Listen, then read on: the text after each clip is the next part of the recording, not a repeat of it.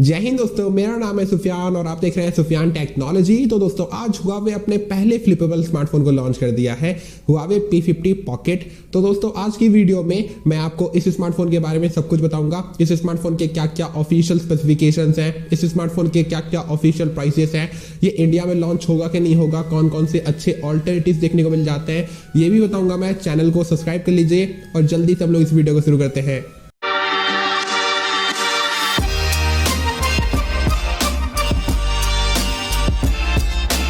तो दोस्तों वीडियो शुरू करने से पहले एक छोटा सा रिमाइंडर, 2-3 दिन पहले Oppo भी अपने पहले फोल्डेबल स्मार्टफोन को लॉन्च किया था।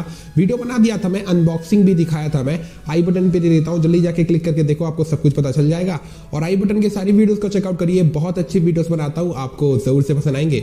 चलिए दोस्तों सबसे पहले हम लोग शुरुआत करते हैं मेन डिस्प्ले से। यहाँ पर आपको 6.9 इंच का एक full HD plus OLED display मिल जाता है, 120 हर्ट्ज के रिफ्रेश रेट के साथ आता है, 300 हर्ट्ज का TSR मिल जाता है, 442 के PPI के साथ आता है। और यहाँ पर आपको DCI P3 कलर कैमेरा मिल जाता है और 1440 PWM डिमिंग भी देखने को मिल जाता है, जो बहुत ही अमेजिंग बात है। कंप्लीटली बेजललेस डिस्प्ले है और यार फोल्डेबल स्मार्टफोन, फ्लिपेबल स्मार्टफोन है तो अलग ही रॉयल्टीज का रहेगा ऑब्वियसली। लेकिन दोस्तों जो क्रीज है, जहां से जो स्मार्टफोन है फोल्ड होता है, वो थोड़ा सा कम है, देखने में अच्छा लगता है। और बस यार और क्या कह सकता हूँ, गेमिंग करोगे तो काफी अच्छा रहेगा, काफी आपका वाइड आपका मतलब कि एक्सपीरियंस रहेगा, पकड़ोगे तो काफी अच्छा लगेगा। एंड मूवीज और कंटेंट कंज्यूमिंग करने में भी काफी मजा आएगा। स्क्रीन टू बॉडी रेशियो बहुत ही ज्यादा है, अच्छा डिस्प्ले स्पेक्स आपको दे देता है। अब चलिए दोस्तों बात कर लेते हैं कवर डिस्प्ले के बारे में। तो यहाँ पर Huawei थोड़ा सा गलत काम कर दिया। Huawei अपने टिपिकल स्मार्टफोन के डिजाइन के चक्कर में जो कैमरा हाउसिंग है उसी के नीचे गोल सा हम लोगों को दे दिया कवर डिस्प्ले, जो काफी छोटा है। Samsung Galaxy Z Flip 3 को देखोगे तो देखने में बहुत अच्छा लगता है एंड उसका कवर डिस्प्ले भी काफी बड़ा है और उसमें बहुत सारे लोग अपना काम भी कर लेते हैं, बहुत आसानी से गाना सुन लेते हैं, सेल्फीज ले लेते हैं, नोटिफिकेशन चेक कर लेते हैं। लेकिन यहाँ पर छोटा सा है तो यहाँ पर थोड़ा सा मजा नहीं आया। खाली डिजाइन के चक्कर में ऐसा Huawei कर दिया, नहीं तो Huawei भी चाहता तो अच्छा कवर डिस्प्ले दे पाता हम लोगों को। वैसे यहाँ पर आपको 1.04 इंच का डिस्प्ले देखने को मिल जाता है। ये भी दोस्तों OLED डिस्प्ले है और 340x340 आपको रेजोल्यूशन दे देता है और 60 हर्ट्ज के रिफ्रेश रेट के साथ आता है, 120 हर्ट्ज का TSR दे देता है, DCI P3 कलर का बैट मिल जाता है। अच्छा डिस्प्ले है, लेकिन यहाँ पर थोड़ा स्टाइल चेंज करना चाहिए था। अगर स्टाइल चेंज करता तो हम लोगों को ज्यादा बड़ा कवर डिस्प्ले देखने को मिल जाता, लेकिन कोई बात नहीं, सबके अपने अपने स्टाइल होते हैं भाई। अब चलिए दोस्तों बात कर लेते हैं कैमरास के बारे में। तो कैमरास यहाँ पर आपको बहुत ही मस्त मिलते हैं, एकदम flagship, premium flagship, ultra flagship वाले कैमरास मिल जाते हैं। DxO मार्क पे बहुत अच्छा पॉइंट्स हासिल करेगा एंड कुछ आईफोन्स को भी पार करेगा। आईफोन 13 सीरीज के आईफोन से बहुत अच्छा कॉम्पीट कर लेगा, क्योंकि कैमरास वाकई में अच्छे हैं। अभी तक Huawei बताया नहीं कि भाई वो किसके सेंसर्स को यूज किया है, लाइका का किया है कि मैट्रिक्स का किया, पता नहीं, लेकिन कैमरास बहुत ही अच्छे हैं। 40 मेगापिक्सल का वाइड एंगल कैमरा मिलता है, 13 मेगापिक्सल का अल्ट्रा वाइड एंगल कैमरा मिल जाता है, 32 मेगापिक्सल का आपको टेलीफोटो मिल जाता है, 40, 13, 32। ठीक है, तो कैमरास बहुत ही अच्छे हैं। सेल्फी की बात कर ले तो 10.7 मेगापिक्सल का आपको सेल्फी मिल जाता है। सेल्फीज भी बहुत ही अच्छे ले लोगे, सेल्फीज वाइज भी आपको कोई दिक्कत नहीं होगा, सेल्फीज भी आपके बहुत ही मस्त आएंगे। अब चलिए दोस्तों बात कर लेते हैं परफॉर्मेंस के बारे में। तो यहाँ पर आपको Qualcomm Snapdragon 888 मिल जाता है, जो Qualcomm का फ्लैगशिप प्रोसेसर है, जो 5 नैनोमीटर के टेक्नोलॉजी पे बेस्ड एक ऑक्टा-कोर प्रोसेसर है। Adreno 660 का GPU मिल जाता है, लेकिन दोस्तों ये 4G प्रोसेसर है। अब आप बोलोगे सुफियान भाई 888 तो 5G प्रोसेसर है, लेकिन Huawei अपने जितने भी स्मार्टफोन्स को लॉन्च करता है ज्यादातर उनको 4G बना के लॉन्च करता है। तो 888 जो है ये 4G वर्जन है 888 का, ठीक है, इस बात को आप ध्यान में रखिएगा। और Huawei ऐसा काम क्यों करता है पता नहीं, मुझे भी नहीं पता है। Huawei P50 सीरीज के स्मार्टफोन्स भी 4G बन के ही लॉन्च हुए थे, वीडियो बनाया था मैं, आई बटन पे दे दूंगा, जल्दी जाके क्लिक करके देखना, सब पता चल जाएगा। तो पता नहीं ऐसा Huawei क्यों करता है। वैसे परफॉर्मेंस वाइज कोई दिक्कत नहीं होगा, हाई ग्राफिक्स पे आराम से गेमिंग कर लोगे। डे टू डे लाइफ में स्मार्टफोन बहुत ही फास्ट वर्क करेगा, जितना चाहे उतना आप मल्टीटास्किंग कर सकते हो। मल्टीटास्किंग में आप जितने ऐप्स को ओपन करोगे सब चीज ये हैंडल करेगा, बहुत ही अच्छा ये प्रोसेसर है। लेकिन 5G होता तो मजा आता। अब चलिए दोस्तों बात कर लेते हैं मेन स्पेसिफिकेशंस के बारे में। तो यहाँ पर आपको साइड माउंटेड फिंगरप्रिंट स्कैनर मिलता है। अब क्या कर सकते हो यार, फ्लिपेबल स्मार्टफोन है, कहां से इतना खर्चा करेंगे। UFS 3.1 का शो सपोर्ट मिलता है, LPDDR5 रैम टाइप मिल जाता है, 4000 mAh की बैटरी के साथ आता है। जानता हूं कम है, बहुत ही ज्यादा कम है, लेकिन फ्लिपेबल स्मार्टफोन है, इतना बड़ा बैटरी घुसा भी तो नहीं सकते हैं 5000 4500 का, तो इसी वजह से 4000 mAh का ही दिए जो डिजाइन को सूट करता हो। 40 वाट के फास्ट चार्जर को सपोर्ट करेगा तो जल्दी चार्ज हो जाएगा स्मार्टफोन। यहाँ पर आपको गूगल का सपोर्ट नहीं मिलता है, एंड्रॉइड का सपोर्ट नहीं है, गूगल प्ले सर्विसेज के साथ ये जो फ्लिपेबल स्मार्टफोन है लॉन्च नहीं हुआ है।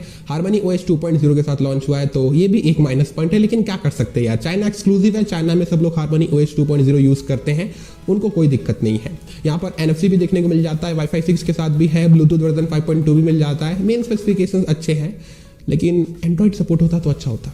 अब चलिए दोस्तों बात कर लेते हैं डिजाइन और बिल्ड क्वालिटी के बारे में। तो इस स्मार्टफोन का लेंथ है 170 mm और विड्थ है इसका दोस्तों 87.3 mm समथिंग, और इसका वेट है 190 ग्राम्स और इसका थिकनेस है 7.2 mm। तो काफी अच्छे डायनामिक्स के साथ आता है एंड बहुत ही अच्छा आपको बिल्ड भी मिल जाता है। अगर देखोगे तो काफी स्लिक डिजाइन के साथ आता है।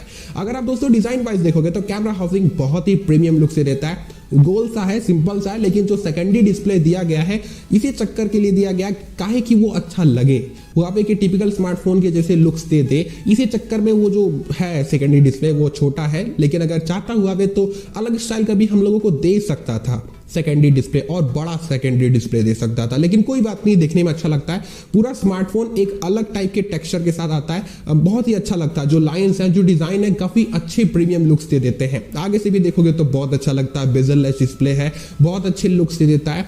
एंड अगर आप दोस्तों बिल्ड वाइज देखोगे तो एल्यूमिनियम बैक के साथ आता है और एल्यूमिनियम आपको फ्रेम मिल जाता है, थोड़ा थोड़ा ग्लास का भी यूज किया गया है, लेकिन बहुत अच्छे बिल्ड के साथ आता है। लेकिन कोई भी IP रेटिंग नहीं मिलता है। सैमसंग थोड़ी ना है कि भाई IP रेटिंग दे देगा आपको फ्लिपेबल और फोल्डेबल स्मार्टफोन में, उसमें ज्यादा खर्चा होता है। हालांकि दोस्तों ये जिस प्राइस रेंज में लॉन्च हुआ है ना, उससे कम प्राइस पे सैमसंग अपने फोल्डेबल स्मार्टफोन्स और फ्लिपेबल स्मार्टफोन्स पे IP रेटिंग दे देता है, तो ये एक माइनस पॉइंट है, लेकिन कोई बात नहीं, सब लोग नहीं कर सकते, सब सैमसंग नहीं होते हैं। डिजाइन और बिल्ड वाइज ये स्मार्टफोन अच्छा है। अब चलिए दोस्तों बात कर लेते हैं मेन मुद्दे के बारे में, यानी कि प्राइस और अवेलेबिलिटी के बारे में। तो ये स्मार्टफोन आज चाइना में लॉन्च हो गया है। प्राइसिंग की बात कर लें तो 2 रैम वेरिएंट्स में लॉन्च हुआ है।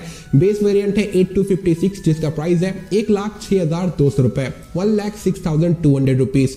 मुझे समझ नहीं आ रहा है Huawei क्या सोच के इतना ज्यादा हाई-फाई प्राइस रखा है। इससे कम प्राइस में हम लोगों को इससे अच्छे स्पेक्स देने वाला Z Flip 3 मिल जाता है और इसमें IP रेटिंग भी मिलता है और हर मामले में इससे आगे है। Huawei को सोच समझ के प्राइस रखना चाहिए था भाई। 1 लाख रुपए में तो फोल्डेबल स्मार्टफोन्स आ जाते हैं, इतना ज्यादा प्राइस रखने की क्या जरूरत थी, कोई मतलब नहीं बनता इसका। अगला रैम वेरिएंट है 12512 जिसका प्राइस है 1,29,800 रुपए, यानी कि 1,30,000 रुपए। भाई तुम रैम वेरिएंट को इंक्रीज किए हो, फालतू में तुम 22-23,000 रुपए और एक्स्ट्रा ले रहे हो। बस खाली रैम वेरिएंट को इंक्रीज करने के लिए कोई 22-23,000 रुपए लेता है, कोई सेंस नहीं बनता है। रैम वेरिएंट का भी प्राइस एकदम बिना सोचे समझे रखा है, प्राइसिंग बिल्कुल भी अच्छा नहीं है यार। अब चलिए दोस्तों बात कर लेते हैं इंडियन अवेलेबिलिटी के बारे में और ग्लोबल अवेलेबिलिटी के बारे में। देखो यार Huawei का ये जो फ्लिपेबल स्मार्टफोन है ये चाइना एक्सक्लूसिव है, ये दोस्तों कहीं नहीं लॉन्च होगा। ग्लोबली अगर सब कुछ ठीक रहा तो लॉन्च हो जाएगा, लेकिन चांसेस बहुत ही कम है। ग्लोबली लॉन्च नहीं कर पाएगा Huawei अपने इस स्मार्टफोन को, और इंडिया में Huawei अपने स्मार्टफोन्स को लॉन्च नहीं करता है, तो ये स्मार्टफोन इंडिया में लॉन्च नहीं होगा और ग्लोबली भी लॉन्च नहीं होगा शायद। कुछ और अगर पता चलेगा तो मैं आपको अपडेट करता रहूंगा, टेक न्यूज को फॉलो करते रहिएगा। अगर कुछ भी मेरे को इन्फॉर्मेशन पता चलते हैं लॉन्च से रिलेटेड, अगर ये चाइना से बाहर कहीं लॉन्च होगा तो मैं अपडेट करता रहूंगा। अब चलिए दोस्तों बात कर लेते हैं ऑल्टरनेटिव के बारे में। तो अभी तक का सबसे बेस्ट, वर्ल्ड का सबसे बेस्ट फ्लिपेबल स्मार्टफोन है Samsung Galaxy Z Flip 3। तो जाओ उसको परचेस करो, हर मामले में आपको अच्छे स्पेक्स देगा, हर मामले में P50 पॉकेट से आगे है और प्राइस भी कम है। नहीं तो आप Samsung Galaxy Z Fold 3 को भी खरीद सकते हो, वो भी बहुत अच्छा स्मार्टफोन है। तो हम लोगों को ऑलरेडी अच्छे अच्छे ऑल्टरनेटिव्स मिलते हैं यार, इसके चक्कर में पड़ने का काय को जरूरत है अपने को। इंडिया में नहीं भी लॉन्च होगा तो कोई दिक्कत नहीं, अपने पास Z Flip 3 है। तो दोस्तों बस यही है कंप्लीट पैकेज Huawei के पहले flippable smartphone Huawei P50 pocket का। आई होप सो कि आपको ये वीडियो पसंद आया होगा और आप मेरे बातों से एग्री करते होगे। अगर आपको दोस्तों ये वीडियो पसंद आ गया तो इस वीडियो को थोड़ा सा लाइक कर दो, एम करते हैं 90 लाइक का, कर दो यार जल्दी से। और चैनल पे नए आ गए तो चैनल को सब्सक्राइब भी कर लो और साइड के बेल आइकन को भी दबा दो। इस वीडियो को अपने फ्रेंड्स लोग के साथ भी शेयर करो और मुझे नीचे कमेंट करके बताओ कि आपको Huawei P50 पॉकेट कैसा लगा, उसके प्राइस, उसके लुक्स, उसके स्पेसिफिकेशंस कैसे लगे। अपने ओपिनियंस बताना मुझे जल्दी से कमेंट करके। और मैं ऐसे आप लोगों के लिए इंटरेस्टिंग टेक्नोलॉजी से रिलेटेड वीडियोस क्रिएट करता रहता हूं, रात को टेक न्यूज भी देता हूं, तो टेक न्यूज भी जरूर से देखा करो। और मैं मिलता हूं आप सभी से अगले और एक नई इंफॉर्मेटिव वीडियो में। हमेशा अपना ख्याल रखो, खुश रहो, चलो बाय।